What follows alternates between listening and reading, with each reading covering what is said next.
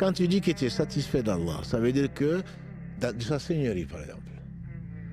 Raditu billahi rabban, je suis satisfait d'Allah comme Seigneur. Ça veut dire que je ne suis rien sans lui. Ça veut dire que ce qu'il m'a donné, c'est ce dont j'ai besoin.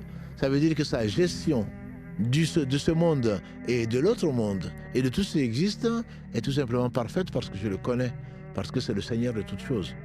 On avait commencé à expliquer Rabbal Alamin.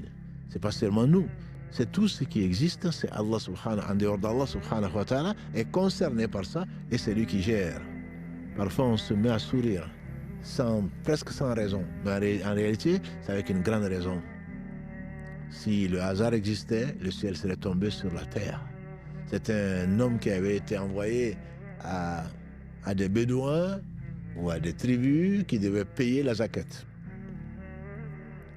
Quand il a été pour récolter la zakat, le paysan ou l'éleveur lui dit « Ne compte pas tout », comme on le dirait aujourd'hui, « Triche et je te donne un chameau ». Il dit « Non, non ».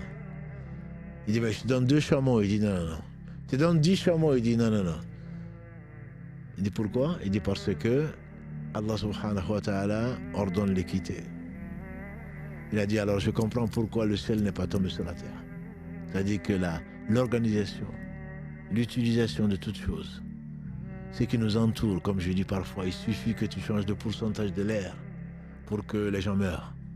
Comme les gens sont morts d'asphyxie.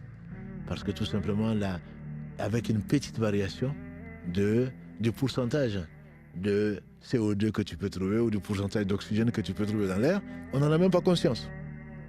Quand tu réfléchis à tout ça, tu dis, je suis satisfait de la gestion d'Allah. Je suis satisfait de la façon dont il a créé les choses, de la façon dont il a fait croître toutes choses, de la façon dont il a géré toutes choses, et c'est lui le Seigneur de toutes choses.